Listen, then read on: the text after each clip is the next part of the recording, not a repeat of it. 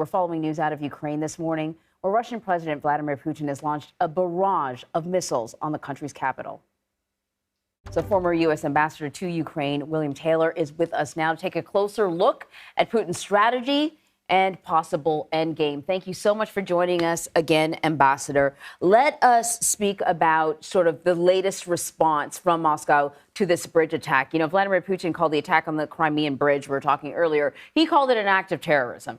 I don't know how you describe missiles hitting a playground in the middle of a city as a strategic move in a war. It only has to be seen as an act of terrorism as well. What's your takeaway from this latest response?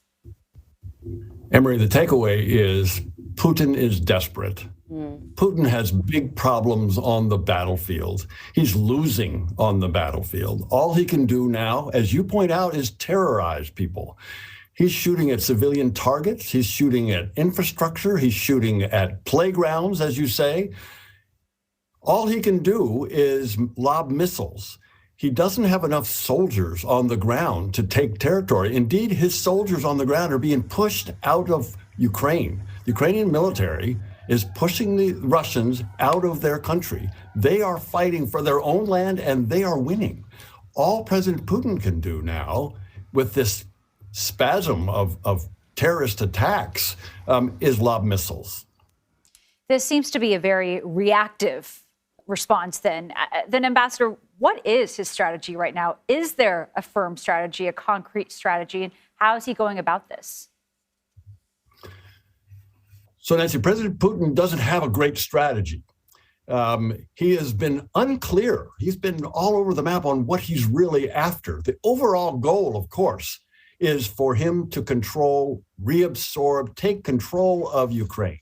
That's what he's after. But first, he thought he could do that by taking Kyiv and trying to go down and get rid of President Zelensky, the Ukrainian president. And then he was foiled by the Ukrainian military, pushed him back out. Then he thought he could do it from the east, and he was foiled. Then his ship was sunk, and now this bridge is blown up. So he is really responding to all of these problems, these disasters on the military side with this terrorist attack. So there's no real strategy that one can see from President Putin. Let's talk about that attack, though, on the bridge between Crimea and Russia. Now, Ukraine has not taken responsibility for it. We'll just leave that there. But what does it say about Ukraine's approach to the conflict? What it says, Anne-Marie, is they know how to fight this fight. They know that that bridge was the main supply line for military equipment, ammunition, weapons, soldiers coming from Russia into Crimea, which they illegally annexed in 2014, and then on up into Kherson, in the southern part of Ukraine. So that's a legitimate military target that was a main supply line.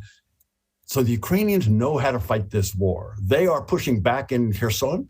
They are routing the Russian forces in the north, in Kharkiv. So the Ukrainians have the momentum. They are pushing back. They are not intimidated by any of the language or irresponsible talk coming from the Kremlin. The Ukrainians know how to win this war. But given all of that, if there's a certain sense of desperation right now from Russia, there's also a growing risk of a nuclear threat. President Biden, of course, getting the headlines last week because of his remarks about saying that. Do you see this nuclear threat as a real option for Moscow here? Nancy, certainly when the dictator of a large country that has nuclear weapons makes irresponsible threats to use nuclear weapons, you have to take it seriously.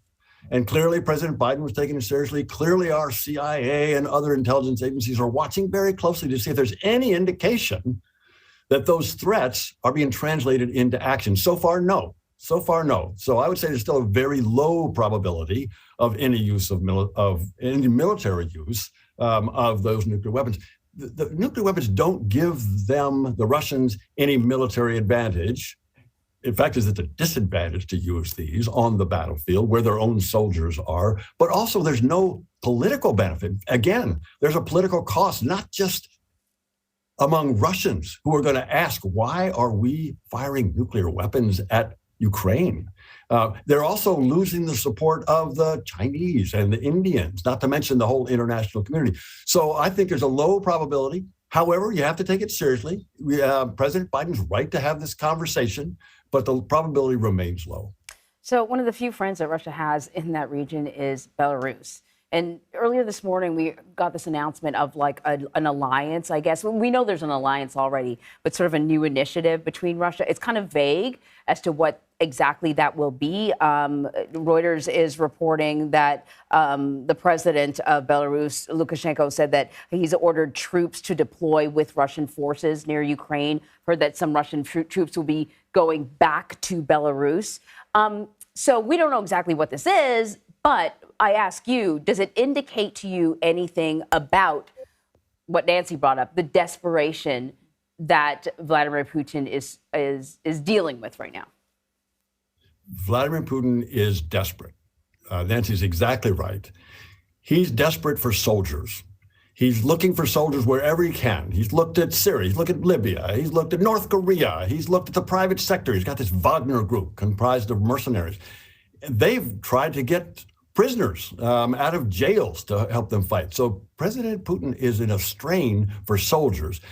And he's tried to get President Lukashenko, the Belarusian president, to provide that kind of support. And President Lukashenko knows that the Belarusian people are not supportive of this war, and probably the Belarusian military not supportive of this war. So President Lukashenko is in a bind. He's hearing from President Putin that he needs the Belarusians to help out, and yet he knows that the Belarusians are not supportive. So that's a problem for President Putin. It's a problem for President Lukashenko. Now, given all of that, President Biden has also said that he thought Putin was searching for an off-ramp. Do you think that he would ever attempt to compromise or accept defeat? What does the end of all of this really look like here? Nancy, I think that's right. And I think President Biden's right to say that President Putin is looking for an off-ramp. We're not going to give him an off-ramp. We're not going to offer him anything in the way of an off-ramp. But President Putin does need to find a way out.